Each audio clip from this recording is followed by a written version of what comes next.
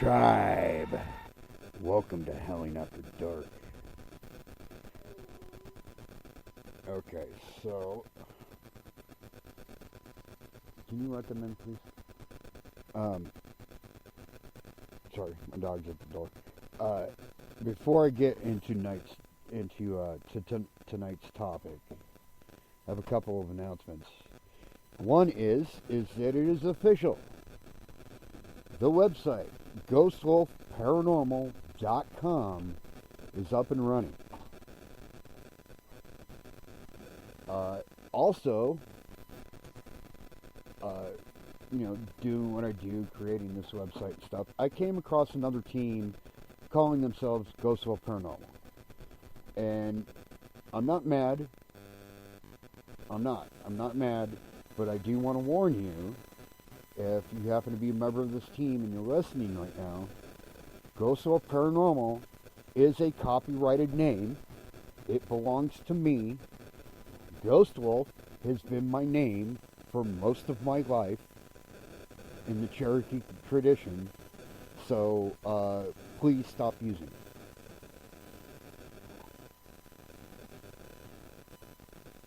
it. And that's all I'm going to say about that. If I have to take legal action, I will, but I'm hoping I don't have to. I'm hoping that you're reasonable people and we just change your name.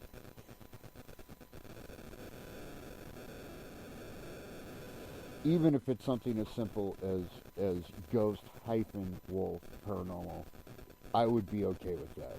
But Ghost Wolf, one word, Paranormal, can't use it. Sorry. Anyways,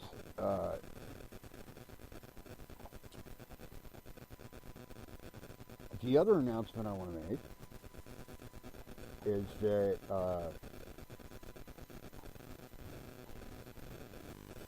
I don't know when exactly, and I will keep you updated on it, because we are waiting to get transportation. But as soon as we do, I will be rebooting, if you will, the I think very successful web series that I produced, directed, and co-starred in of Ghost Wolf Paranormal's Forgotten Ghost Towns, where we will be going to forgotten places, or going to places that aren't getting a lot of attention because they're not famous.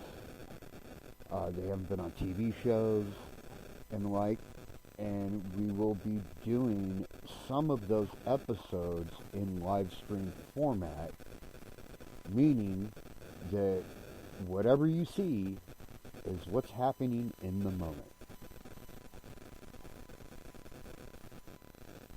Alright, now for tonight's topic. I've been wanting to do this one for a little while.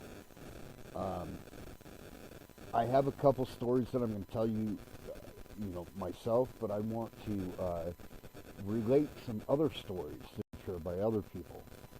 And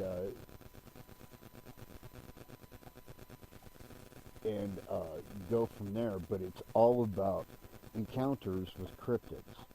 Now, if you're unknowledgeable of what cryptids are anything that is not currently explained by science. So these could be things like Bigfoot, Loch Ness Monster, the Rake, if you're familiar with the Rake, or Dogman, things like this, Skinwalkers, Chupacabra, things like that. Alright.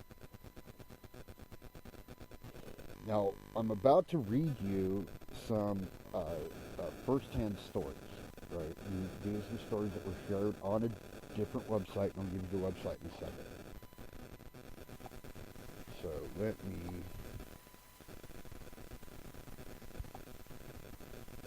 Okay, we're still going. Okay, good.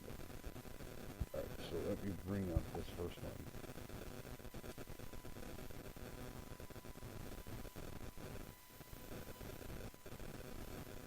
Okay, story number one. I was night fishing on a lake with my back to a wooded area. I was in a chair with a small lantern beside me with a full moon.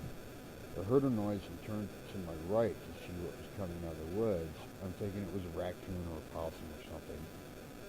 I saw a humanoid figure that looked like it was running on all fours with its rump up in the air, running to the water. I froze and slowly pulled my Bowie knife out from beside my left leg and had it ready to use if it came near me. This thing was a beige color in the moonlight, naked and hairless. It was moving fast, went into the water with hardly any noise. It disappeared underwater and didn't come up for air or to surface. No idea what it was, and since I was catching fish, I didn't leave until the sun came up 2 to 3 hours later. Anyone have a suggestion what it was? Well, going by just the description, I would immediately think rake. If you're not familiar with the rake, it's a humanoid figure, usually down on all fours, hairless, has sunken eyes and grim features and all that. And so that would be my first thought, but I've never heard of one going into the water, so doesn't mean that they can't. Just have never heard of that. This one I really like.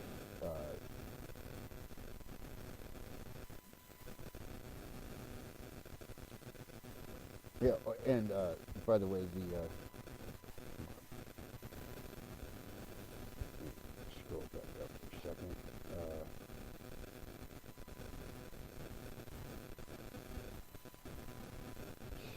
The contributor of the first story was somebody named Cynthia Oxley, and here's story number 2. I was sitting on my front porch talking to my best friend. We were lost in conversation and both heard someone running through my house. We talked about whether the back door was locked because we were sitting right beside the front door and there were no side doors. We talked about whether it could have been just the floor shifting that made it sound like someone just ran through the house. We went inside and no one was inside the house. Later on we were back on the front porch talking, and there was a thick black fog shadow thing that we both saw. It was like a large, weird-shaped ball of just jet black color, like a shadow that light could not pass through. Stayed for a few minutes at the roof part of the porch, so it was basically overhead, and then disappeared. Neither of us know if we were simply tired of us imagining it or it actually did happen, but we both saw it. We could not see the roof of the porch or around the show. It never happened again. Contributor was Kim Walker.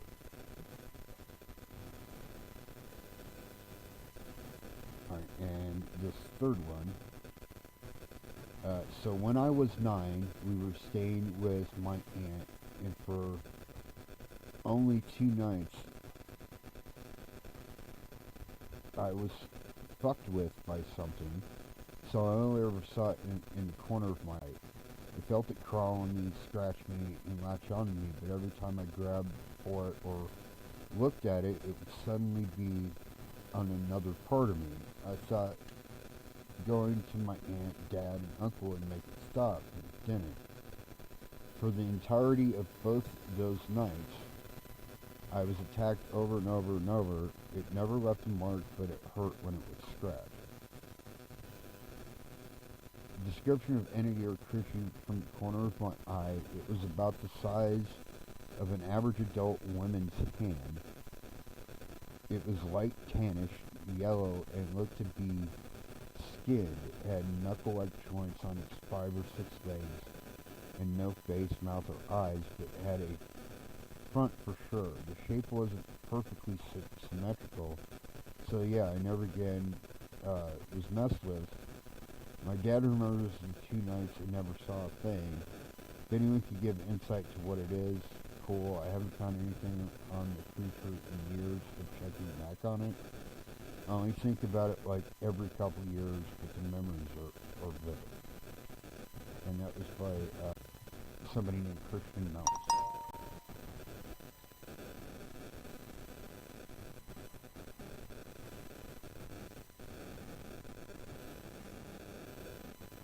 Okay, this one kind of makes my head hurt a bit, and I think you'll see why here in a second. This is story number 4. I've encountered a brown yeti during a camping trip one summer in California. In other words, Bigfoot. My friend and I were camping in Strawberry Pass with our dogs for 3 days. Late at night, we heard loud footsteps and a bellowing roar. We decided to douse the fire when the dogs growled. The sounds came from across the river, and we noticed the growling stopped. The next night, we lit a fire again, and the roars returned. The dogs went berserk, and my friend and I saw a huge brown creature about 7.5 feet tall. It leapt across the river and landed on a tree, swinging around like the tree was a pole. It roared at us again and kicked at the fire, sending firewood and stone flying into the river. It punched the fire pit and picked up one large stone with its black hand and threw that into the river too. It then walked away out of sight. So, Bigfoot.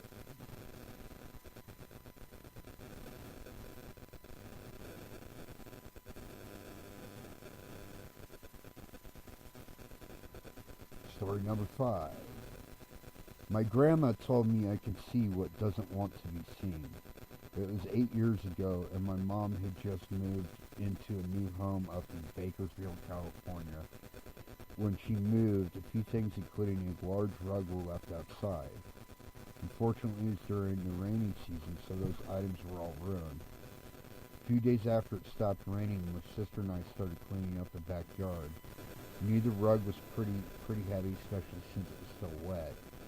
We both picked it up, and right under it there was this creature. And my sister and I panicked and screamed, so we startled the creature and made it panic and scream. We dropped the carpet on top of it, but we both saw it dive into the ground. We quickly lifted the rug, but the creature was gone. We didn't see it run out anywhere. We both saw how it dove into the ground, and we looked but never found a hole. The best way to describe it, it looked like a little water fairy from Oz. It was about 10 inches tall, orange, brownish, big round eyes, big mouth, tail, no fur, and I don't remember, but I don't think it had wings.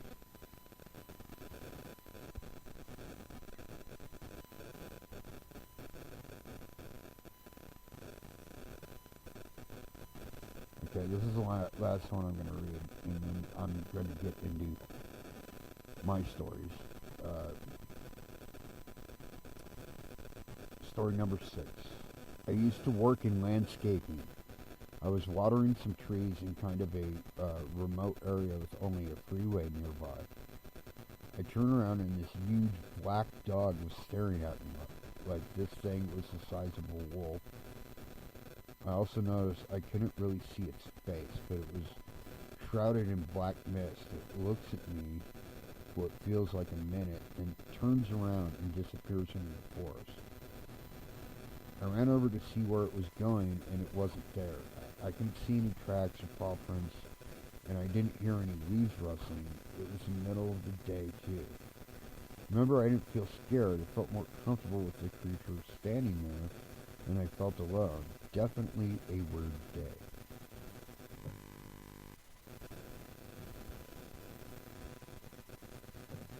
Now, there's a couple things that could have been. Could have been what's commonly referred to as a black dog.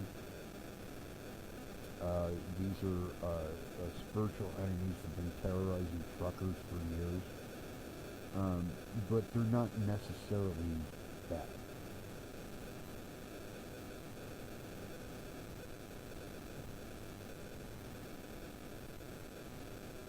Alright, so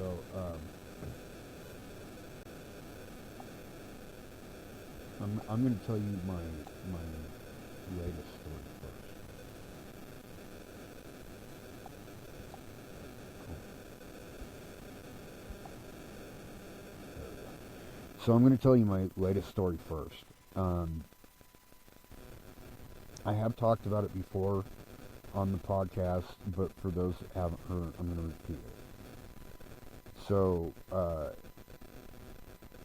when we first moved here to New Mexico, uh, I had gotten a job at this Pilot Flying J truck stop. It's about 10, 12 miles from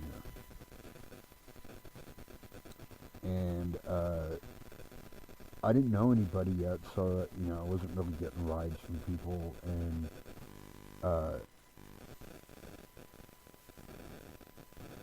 we didn't have our own vehicle because it had broken down in Terre Haute, Indiana, so I basically had to walk home from work. And this night that I had to walk home from work, I'm probably about, I'd say half the distance, so about maybe 5-6 miles down this road called Abraham's Road, which is the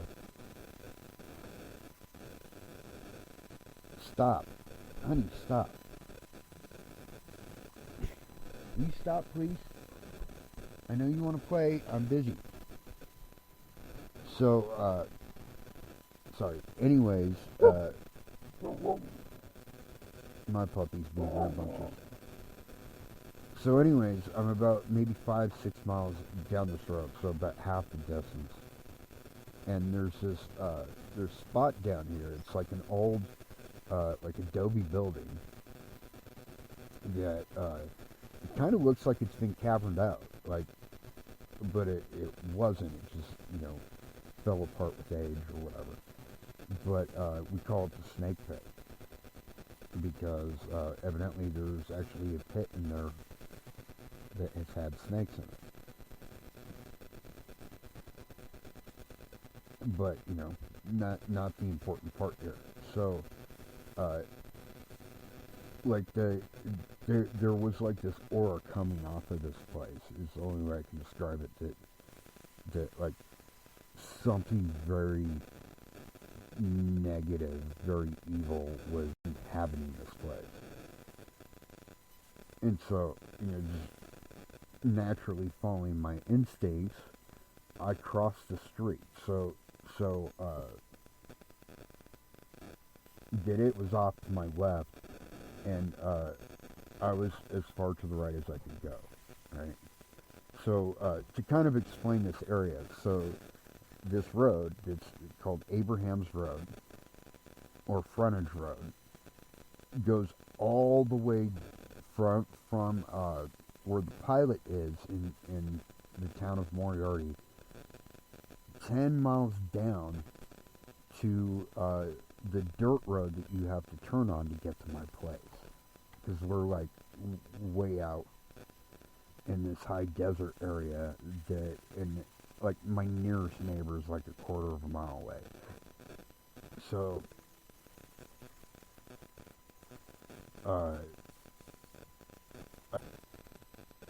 and closer to this light, I feel like whatever is following me, because I'm feeling something following me the entire time. I feel like whatever's following me is getting closer and closer. And when it crossed over, it was caught in some headlights from a passing semi-truck. And so I could see its shape was somewhat dog-like. And I'm like, okay. So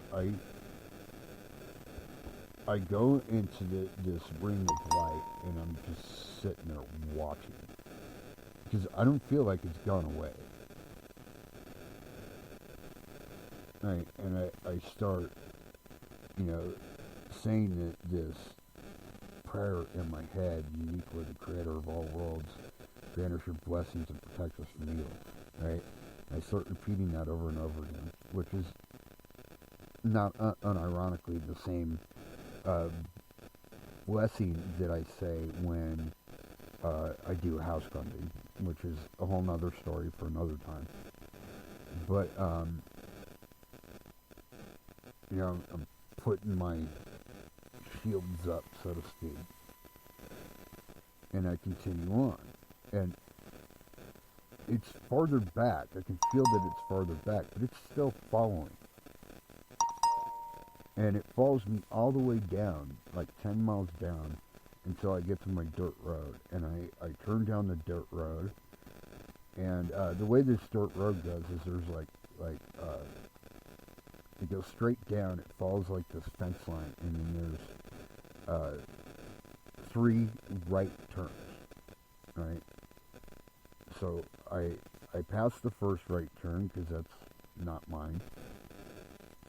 I pass the second right turn, and that's not mine, and I still feel it following me. And so I get to the third right turn, which is mine. And I just start to make that right turn, but then I stop, and I turn around and look, and I have this, it's like a solar power bank, but it's got a flashlight on it. And I shine the light, and I can see this figure just past where the light can reach. And I turn back around, and I keep going until I can see, where our place is, which at the time, we were still living in tents because we had just gotten to this property. We didn't have a trailer or any kind of structures or anything. We just had tents. And so I finally get up to here, and as I make this turn onto this little footpath that goes up to my property, I feel it leave. Now,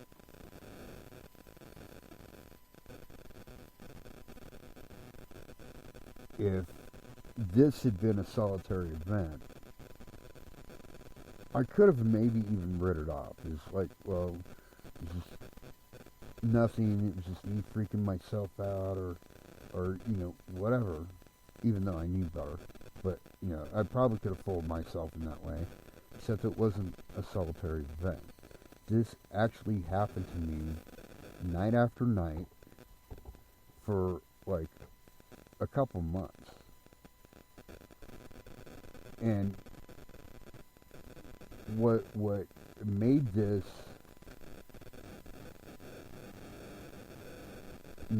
more of a cautionary thing was the fact that I knew what this thing was, or these things actually, because there was more than one of them.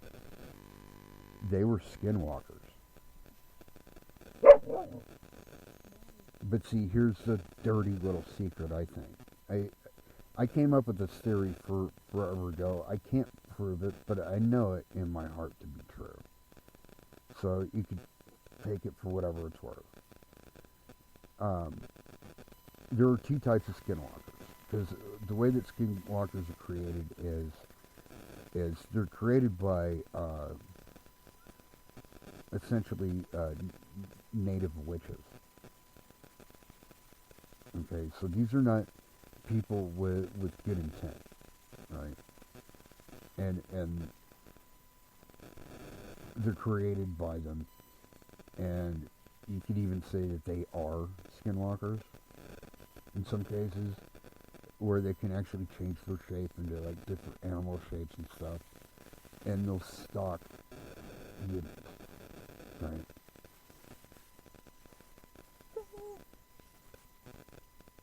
And which would be fine, if it weren't for the fact that they are not nice. Right? If they were just like animals doing animal things, that would be different. But this is something with evil intent, right? It's created by these witches or witch doctors. I'm not going to call them medicine men because it's not what they are, but they are native. Before this, we were still living in Akron, Ohio, it was me and Nora and my daughter Sarah and my son-in-law Dave. And we'd gone to this place called Everett Covered Bridge. Now, the bridge itself got shit to everything, right? Including the Dogman. The Dogman and the Skinwalker are polar opposites, for starters. If the Skinwalker is pure evil, the Dogman is just the opposite.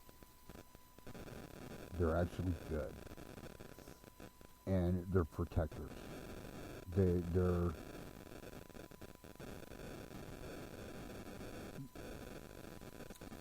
possibly even kind of elemental, in the sense that they protect the forest and woods.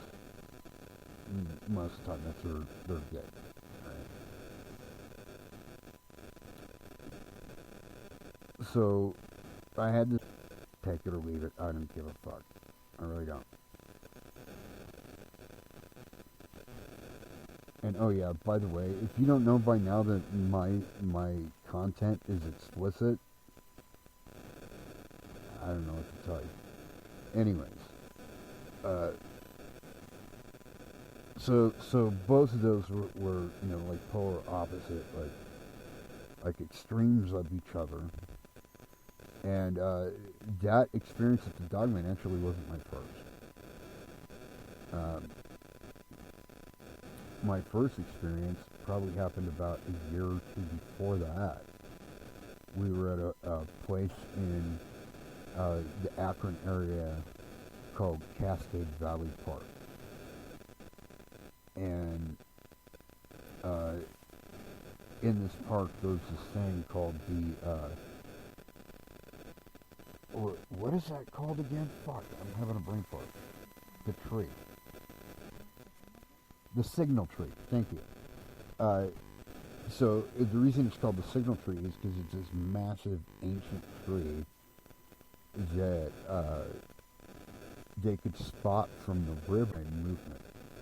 And so I tell everybody else that was with us to meet me back at the parking lot, and I go through the woods, tracking this thing. And I track it as deep into these woods as you can go. Because at some point, it's like, either goes into, like, this other body of water, it's kind of like a swamp, or it goes, into this clear field next to the, signal tree. And so, I'm cutting through it, and right before I get to the end of it, so that I'm cutting through into this open field, I see this Dogman, and he turns around and looks at me and smiles.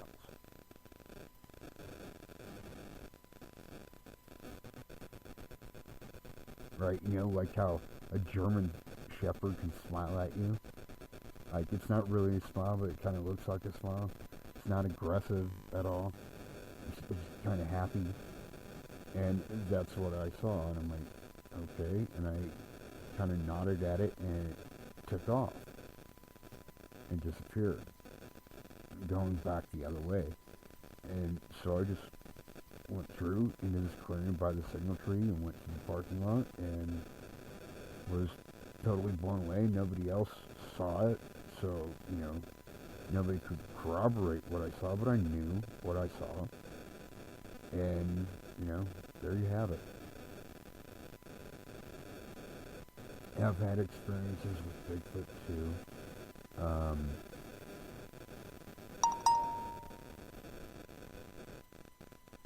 Probably the most profound, I think. And I wish I still had this evidence, but unfortunately, this was before Ghost Wolf Paranormal was a thing. I was with this other team, and I'm not going to get into that whole thing because it was all BS, but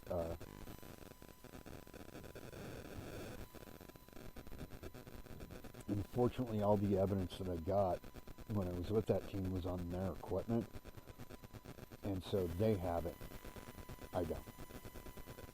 Is pretty much how that goes.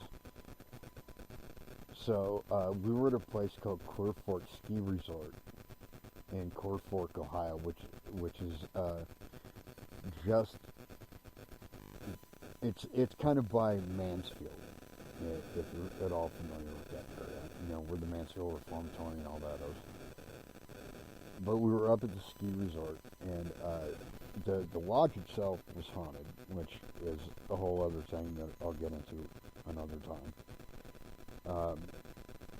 But this place is really kind of like the perfect place to go if you're all into the paranormal, because it had a version of Bigfoot called the Butler Bighead that had sightings going all the way back to the late 1700s, like 1783, I think was this official report. It was actually a court document in which there was eyewitness testimony of this Butler Bighead in the area. Right, so like say what you want, believe it or not, you know, I don't care. But the documentation going that far back says a lot to me. So, anyways, we were investigating on the slopes, right? So this is off season, so there's like no snow. It's just, you know, a pretty good hike up these slopes because you can't ride the what do you call them? The ski lifts, right? Because everything's off. And so we're going up this hill, and the way it goes is like you go up this hill, and it's like the first slope up that you see when you come out the other side of this lodge, right? So you're coming out the back side of the lodge. It's the first slope you see. And so we go up that, and then once you get to the top, if you make a left turn, it actually loops back around to this other slope that comes down the side. Right? So we're up near the top of this first slope, and we hear this howling sound. Now, to explain this,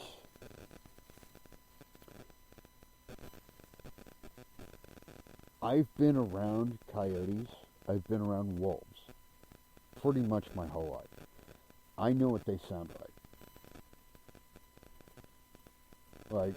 Like I'm sure if you listen to any kind of like popular thing concerning wolves or coyotes, you know what they sound like.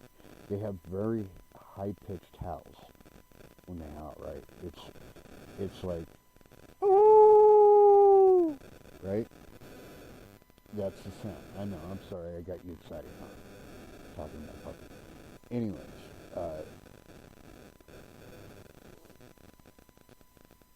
this is a howl, but it had a lot more bass in the tone than a wolf or coyote could make.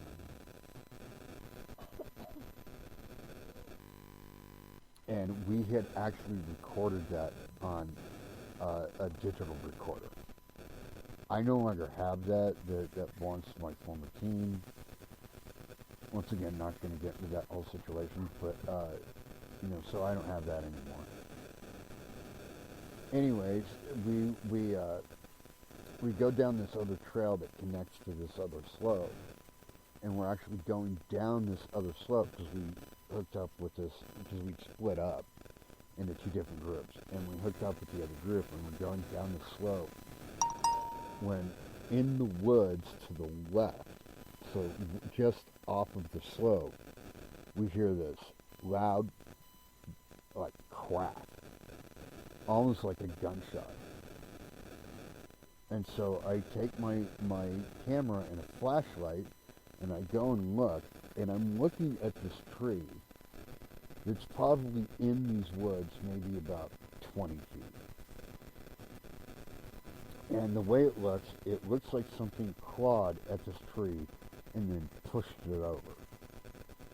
And this is not a tiny tree. This is like an aspen, basically.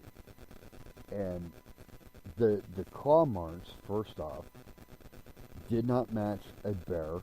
It didn't match a mountain lion, which would be the only natural animals in the area that could potentially push over a tree. But the way these claws was they were deep like one of those animals did it, except whatever this was had an opposable thumb, which neither bears nor mountain lions have.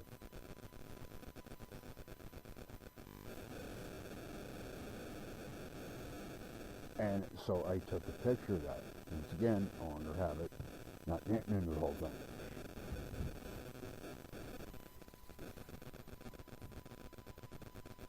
And then the other kind of recent, I guess, even though it was at least 10 years ago now, or however many, I don't even know, I'll lose track. We had gone to a place called Treat Swamp in Ohio, and once again, another, if you're into the paranormal at all, this is the place to go, because that night we heard evidence of a Bigfoot. We didn't see anything, but we heard it, and we also saw a UFO fly over, and encountered ghosts, so, kind of perfect place. But, we heard wood knocking. Now, if you've ever seen the show Finding Bigfoot, you know what wood knocking is. It's like literally they took a tree limb and are knocking it against the tree. Right? And this is a sound that's many times attributed to Bigfoot.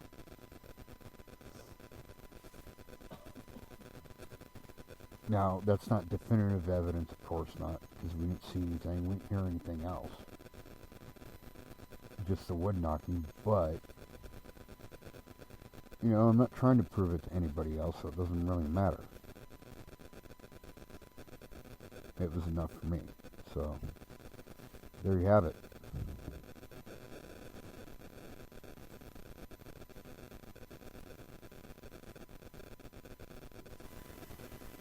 So,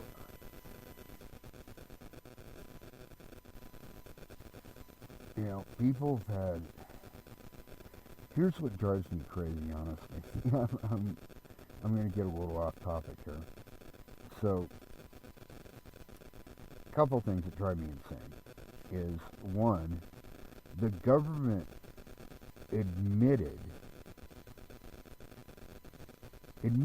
came out and publicly admitted that UFOs exist. They flat out said it.